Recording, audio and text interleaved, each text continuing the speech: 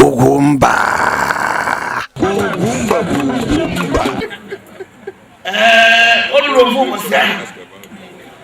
I don't know if I let you know. I said, I'm going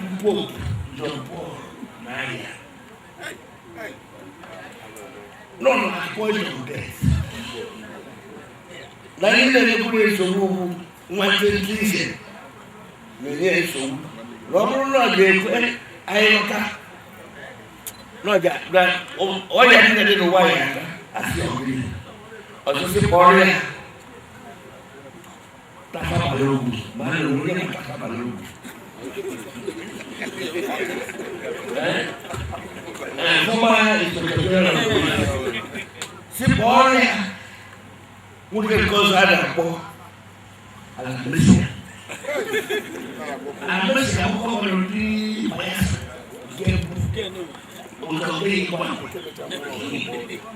See Boria, but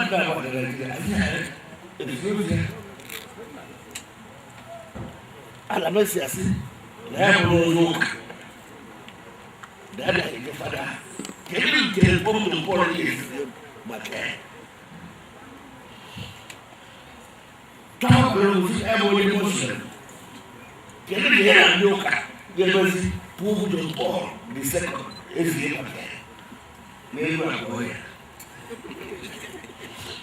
My husband, Kajaman, I want to appear by a plane. Vatican. Low Vatican. Quack about the man of from Nigeria or Alaska. Tabak and it's a don't ever put that dinner. That is probably I said, I have good. Alaska, Tamabalus never together. But I can't pump. Pô, aí é olha hoje o mundo hoje olha não é tá trabalhando hoje é digo não é tá trabalhando bacana ok tá trabalhando ok digo hoje assim é uma vez que se faz então a vez viana com bem digo Urumari, Icheka, and Jesus Christ is very good.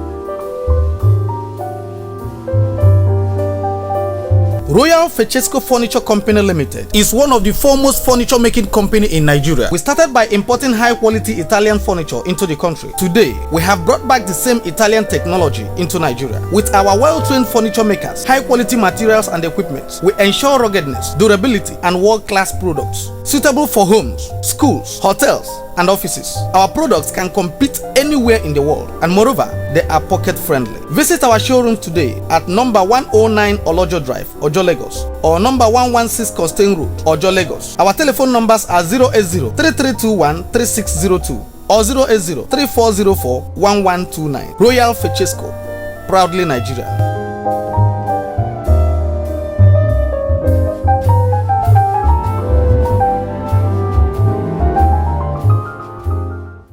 UGWUMBA pụrụ iche nwa afọ ọbụla bụ onye na-asụ Igbo ga na-ele UGWUMBA. Lele UGWUMBA ngo wole no UGWUMBA mako UGWUMBA ugonye ndewono una akpatwala TV aka afia ngo no lele UGWUMBA abia nkembo.